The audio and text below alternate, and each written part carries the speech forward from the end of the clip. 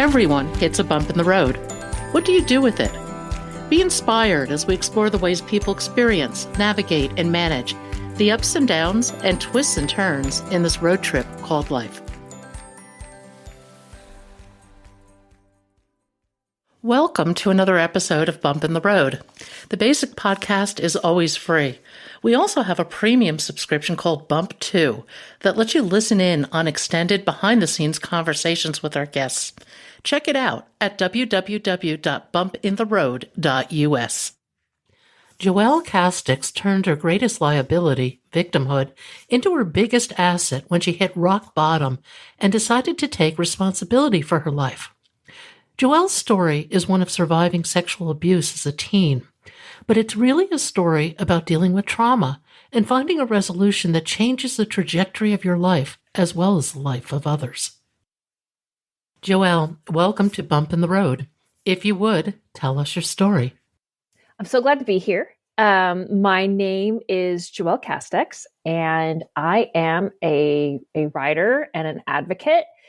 And many times I call myself the accidental activist because I came into my career in a way that I don't think anyone should have to, or I could have imagined. But I'm a survivor of childhood sexual abuse when I was a young teenager at a Catholic high school in Southern California.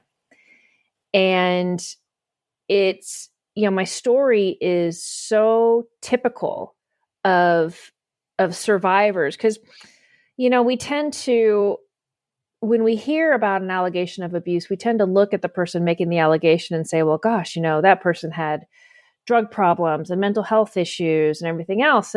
And if we reframe the argument to understanding that that's why that person was targeted, because they were vulnerable, because they had issues. So when I was 15, my mother was a raging alcoholic. My dad was in denial, and I was in the throes of serious depression, a depression that I still grapple with that now, depression and anxiety. And my sophomore year, I attempted suicide and ended up in a psychiatric institution for a couple months. And when I got out, I thought I was just going to, reinvent and start over. And what had saved me throughout was the fact that I was a singer. I was a up and coming classical singer. I sang in the touring choir. I had been, I was being groomed is not the right word to say, but I was being groomed to get into a career in classical music. And so I loved it. And so beginning of my junior year, I was starting my second year in the elite touring choir. I was going to reinvent myself. And the former choir director, who had been a Dominican priest, had left the position, and a new person came in. And he was a young lay teacher, lay meaning not a clergy member.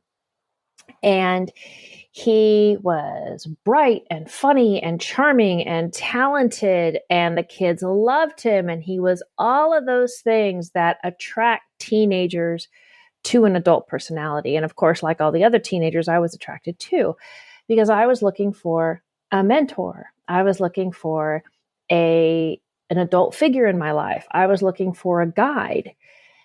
But what he saw was opportunity, because here I was. He knew that I had been in the psychiatric hospital. He had been warned before. He knew my father was an alcoholic. And he used that to carefully target me. And so what he did, and what we call it, is predatory grooming. And predatory grooming is how a predator tricks a kid into thinking that sexual abuse is okay. And predators also groom entire communities. That's why when you see, in like if the Boy Scout troop leader is accused and everyone else says, no, he would never do anything like that, the whole group has been groomed. And so when a predator grooms a victim, they use things like flattery and gifts, manipulation, secrets. And he used all these things to pull me in. So he's like, oh, Joelle, no one understands you like I do. My dad was an alcoholic too. I get you. Let's spend time together. Let's, I'm going to tell you things about me, and, we'll just keep it between ourselves. And I just felt like so special. And then the next step that the predator takes is they blur sexual boundaries. So then, of course, hugs became longer. And this is the 80s. So, the boundaries were already pretty blurred at the time. And this is 80s at a Catholic high school. So there were like no boundaries. There were closed doors everywhere and, all kinds of stuff. So it got into full-blown sexual abuse pretty quickly. And the abuse went on for 2 years. And the worst part of it was that the school knew and did nothing. They knew about the abuse and they did nothing. And it's interesting now because a lot of these cases are coming back up because California opened a 3-year civil window and they're doing depositions. And my case keeps coming up in these depositions with former school officials who are like, oh yeah, we knew. And I have documents that show that they knew as well. So, but that was how the school ran. If you look it up, it's Mater Dei High School in Santa Ana, California. And at the time, I was a student there. We had 13 active perpetrators, including the principal, the vice principal, the band director, the cross-country coach. I mean, it was crazy because it came from the top down. So the school knew. When I went to a school official and said, hey, something weird's going on, I tried to report, but in a survivor way, which is something's weird going on, but I'm going to dance around it. And she just came out and said, oh yeah, I know. This is what love is. And if you say anything, you're going to end up back in that psychiatric institution. So you need to keep this to yourself. So I was shut down. And then I tried to reach out to my peers. And because they had been so carefully groomed and were so ingrained in a protect the school at all costs mentality that it was my fault. I seduced him. I did all these horrible things. And then when he went on to abuse other girls, it was my fault because I made him into a predator. And it's awful because I was not his first victim and I was not his last. We think that there's at least 4 girls who were sexually abused by him in the 4 years he was at the school. So he was very, very active. So, fast forward, my depression has now escalated, because, I tell my peers they reject me. I disclose to the school. They tell me it's, love and I need to deal with it. I disclose to my parents. And my father was full on Catholic. So for him, I was loose. I was a slut, so on and so forth. My mother had her own set of issues and looked at me dead in the eye and said, if you just kept your legs shut, you wouldn't be in this situation. So it's just like, I was alone. So, I spent a lot of years lost, but I was driven in a way. So I was able to complete my college education and everything else. But I just found that I was, on this path, very self-destructive. And by my late 20s, I'd been married and divorced, had to move back home for a while. My mother had passed away. It was just a mess. And I realized that, I had a real choice. If I could stay on this path, I'll be dead in 5 years. Don't know how. I wasn't in the throes of addiction or anything, but I will be dead in 5 years. Or I can change and make a promise to myself and take responsibility for how my life is now and choose to live. And so I chose to live. I chose to, it's like, I'm not going to let the bad people win. And so I turned my life around. And, it's self-love was tough at the time, but it was how I showed it by like doing the right thing that I knew would have a positive outcome later on. And so, a few more years pass and I'm in my early 30s and things are going well. I'm high up in a public relations firm. I have a great job. And another survivor comes forward who says that my former high school principal sexually abused him at the next high school that this principal went to. And, when I read that, a lot of people were, oh, we can't believe that Father Harris would do this horrible thing. And we love Father Harris. And I'm like, we all know Father Harris did it. We know it, and I'm not telling tales outside of school. If you look him up, Michael Harris is like one of the most accused priests in the Archdiocese of Los Angeles and Diocese of Orange. So, so I write a letter to the diocese and to the school. And I'm like, I want to be a part of the solution, and I want to change. And basically that ended up just being a great big game. And in the end, about a year later, I realized that they didn't care about me. They just wanted me quiet. And so in 2003, I filed a lawsuit under California's first civil window, which is a 1-year window that allowed older cases of sexual abuse to come forward. Now, when I say older, I was abused in between 86 and 88, and this is 2003. So it really wasn't that long, because I only had maybe like until I was 19 to file civil or criminal lawsuits against him. So, I had no rights at all. So I filed that lawsuit, and I became a spokesperson. I started doing events in front of churches to let people know about abuse. I started talking to parents. I started working with the media, and I realized that I was able to fill a gap, a gaping gap that survivors needed. And that is someone who would speak out on their behalf, who was also a survivor and who was willing to stand up and take the blows. And I was willing to do that. And because I came from public relations and because I was a writer, I was willing to use those gifts towards this. And so my case settled in 2005, and I got all the documents in my case, which showed that, oh yeah, they knew. And oh yeah, the perpetrator signed a confession, and all these documents they're linked to on my blog. So the cover-up was extensive. And so what I decided to do was use the rest of my career to help other survivors. And so from there, I've done things like, I did a TEDx talk. I wrote a book about how parents can help, raise a well-armored child, a child who is less likely to be sexually abused and more empowered in their body. I've traveled all over helping other survivors. I've testified in front of state legislatures to change the statute of limitations to allow survivors to come forward. And I've done that in Hawaii and Alaska. And I did it again in California.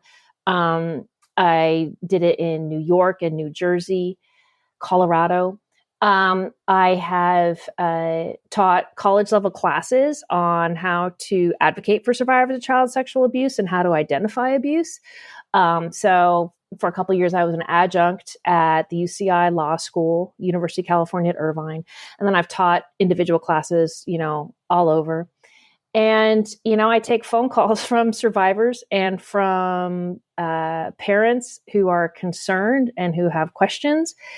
And it's been a great life. Had I stayed in public relations, I was in high tech, and, I'm sure I'd be a whole lot richer now had I stayed on that path. But it's like, would I go to bed at night saying, wow, I really did something to help someone else? Because life should be about service. How can you help yourself unless you understand what it's like to help someone else, and the other way around? So that's how I ended up. And I've been married to my husband. We'll have our 20th anniversary this May. And and he's been with me through all this. And he's a great guy, because has never limited me, has always said, you do what you need to do. Stay safe, but do what you need to do.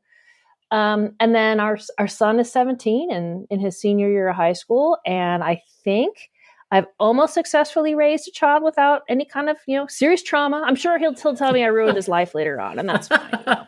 All parents ruin their kids' lives.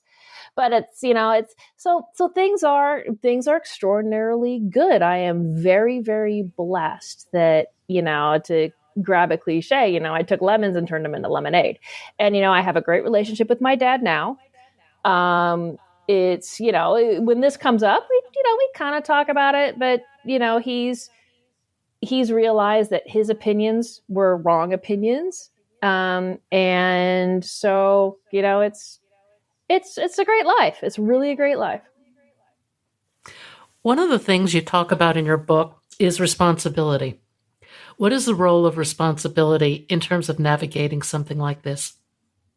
Well, so you're talking about it's a short book. It's called The Power of Responsibility, and it was based on my TEDx talk. And what I found through, but at that time, 15 years of working with survivors, is that when you are a survivor, well, let's go back to the term victim versus survivor. Victim, someone is doing something to you. You're being robbed, you're being sexually abused, you're being beaten up with a hammer, whatever. You're a victim of something. Once that is over, you have survived it. And so the person who did those things to you is no longer in charge of how you feel. They no longer own you. They no longer dominate you. They no longer, So taking responsibility does not mean that I take responsibility for what this person did to me in the past.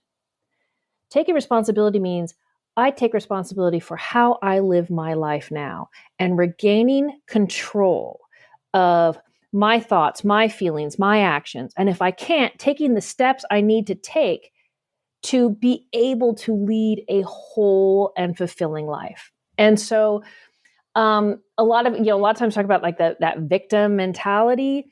I believe that, there's times all the time where we go into victim mentality. Poor me, and, my life stinks, and I hate taxes and all that stuff, But 99% of our time should be spent on the only person who's responsible for how I feel right now is me.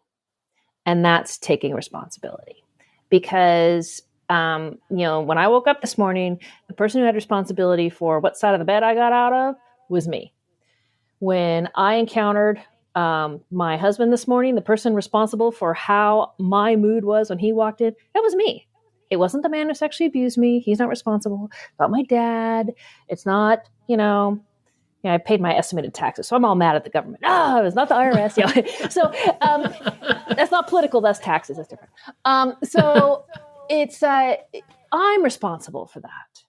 I'm responsible for that. So that's when when survivors sometimes are, and when I'll get calls from people and they're in the depths, and it's a real pain.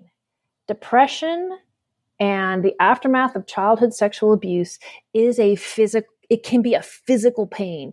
It is so overwhelming. The shame, the self-hatred, the grief, the self-blame, all that stuff can become a physical pain. And and that pain gets worse because you feel powerless. And my goal is to tell survivors, you are not powerless. You have like the biggest gift in the world, and that's you can take back that responsibility. And that's why it's so powerful. I don't tell people you're responsible because that means it's a burden. No, you have like this gift. It is a gift and you can own it, So that's a lot of the work that I do. And I do a lot of that with parents too, because I think that parents play a huge role in how we raise our children to be strong, independent, hard targets for sexual predators. And so, because predators want easy targets. They want the kid like me. They want the kid who doesn't know what their body boundaries are. They want the kid who doesn't know sexual abuse is wrong. They want the little kid who doesn't know the biological names of their body parts. They want the little kid who, is unsupervised, things like that. They want the easy target. And so when I tell parents that, yes, you're responsible, but this is a gift, you can empower your kid and live a life without fear. Because, fear never kept any kid safe from sexual abuse. Fear never helped any survivor heal. Fear never put a perpetrator behind bars. And so I see responsibility as the opposite of that fear. It's that taking back of control and creating an inner life and an outer life that is a place where everybody wants to be. Emotionally reframing experiences like that, though, is really hard, isn't it? It is. It's extraordinarily hard. And it's not something that, it's seldom a light bulb moment. Because this podcast can't be 29 days long, so you can't go into the whole thing, but it's, it takes baby steps. And when I wrote a chapter in a book a while back, and I called it, Newton's law of healing. Things in motion tend to stay in motion. So you start with something small. And I didn't invent this. People talk about this all the time. Make your bed in the morning. And if that's all you did all day, at least you made your bed. And I didn't make that up. That's someone else. So just the little things that you can do to regain responsibility and control over a life that is seemingly out of control. And so when your body's moving and you've done this one thing, then your mind starts moving and you start to slowly reframe what's going on. Because if you walk around, your house is messy and dirty and you're just like, oh, I never do anything right because I'm this bad person and these bad things happen to me and they always happen to me. But if you take the baby step and you're like, well, I woke up and I took a 20-minute walk. I came back and I had more air in my lungs. And I came home and I made my bed. I took control of two things. And if that's all I did, if I spent the rest of the day in bed or I spent the rest of the day, at least I did those two things. And then you build on that day by day by day by day. And that can take, days, that can take months, that can take years. But it's if you're in motion, stay in motion. And as the body moves and words move, the feelings follow. And so that's how a lot of the healing happens. I think learning to identify our emotions is something we all need to work on. I mean, we live in a society that doesn't do very well at that. How do you help somebody start to really identify the emotions they're dealing with? Because, that seems to be the root, I don't want to say cause, but the place where you have to start to heal. Well, it's first understanding what real emotions are. Because, over the past 15, 20 years with social media, we have confused real happiness with the dopamine rush of likes and clicks and things like that. And so it's, first of all, understanding what our real emotions are. Happiness is an emotion, but it's a temporary emotion. I'll be happy when I have that car. I'll be happy when I win the lottery, things like that. Joy and bliss are states of being. Now, not permanent, we have our downtimes too. So first, it's even putting words to emotions. Because once we put a word to it, especially for people who, learn in that particular thing, like my husband's very kinesthetic. He feels everything. And when he doesn't feel well, things like he starts to swirl. But once he puts a word to it, then it's okay. I'm the kind of person who I have a huge high pain threshold. I guess from, trauma and childbirth and all that other stuff. But so a lot of times I don't even feel my emotions until it's way up here. And then it's then you're just holding on for dear life. So it's understanding that, putting a name to emotions, not putting a moral judgment on emotions. Your emotions are not you. Your emotions are not good or bad. They're just there. They're just out there. They are not you. You are you.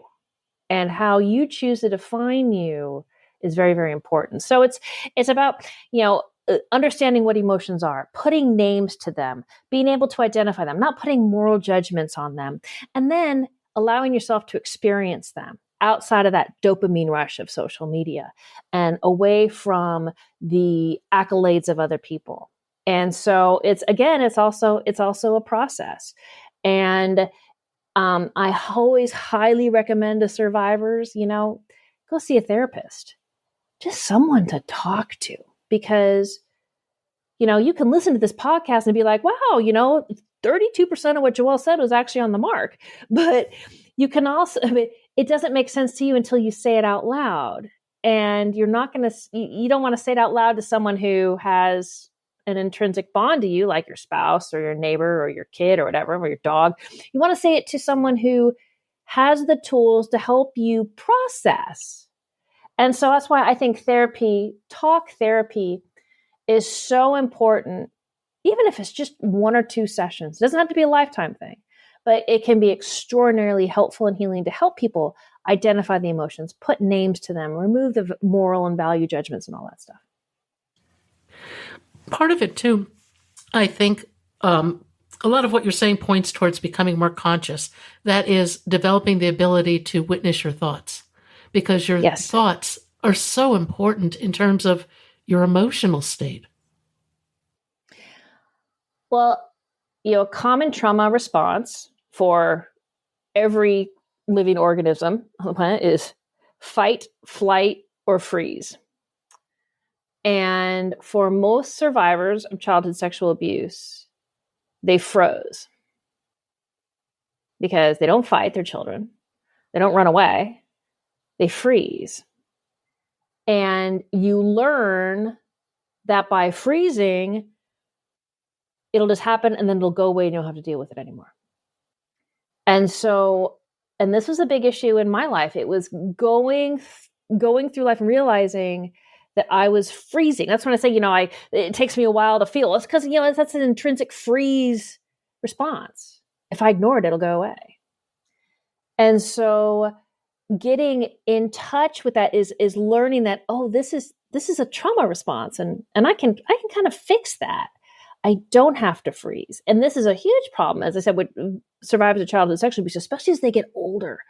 We see this as a huge problem with boys who are sexually abused as teens because they are raised, when I told my husband about sexual abuse, he's like, well, I would just punch the guy. That's what every guy says. But they don't. They freeze. And it's because of grooming. It's because of all those things.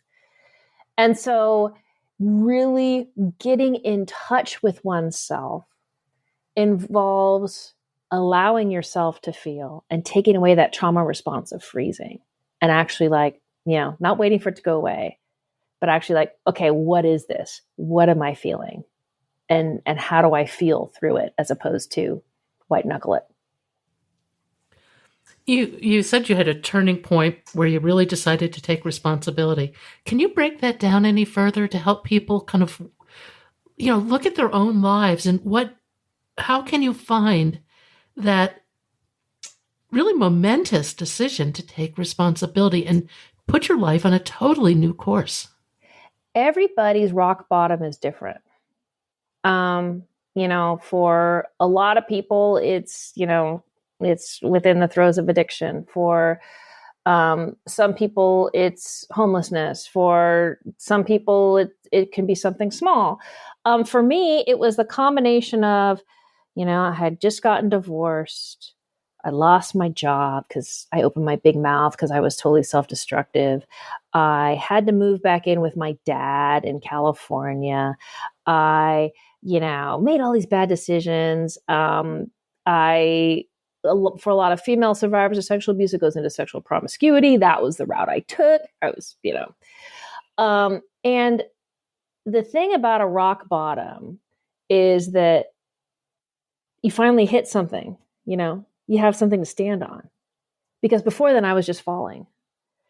And I just kept falling and falling and falling. And all of a sudden I hit rock bottom and I'm like, okay. And so that's when that's why in the addiction world, you say someone has to hit rock bottom. And that's different for every person. But it's at that rock bottom that you can actually stand up, take a breath, look up and see your way out. And for me, that's, it was that period of time. It wasn't one particular event. It was all those events put together. And it's about that. It's a very difficult thing to talk about because it is different for everybody, but it's really that moment where you're sick and tired of being sick and tired. And once you hit that realization, you're able to stand up and be like, okay, what do I need to do to not feel this way anymore? And that was a big thing for me. It wasn't like, how am I going to change my life? How am I going to fill my bank account? What are my goals? For me, it was just like, I don't want to feel like this anymore. And if I keep feeling like this, I'm going to die. I'm going to die. So how do I not feel like this anymore? So it is a purely selfish decision, as it should be.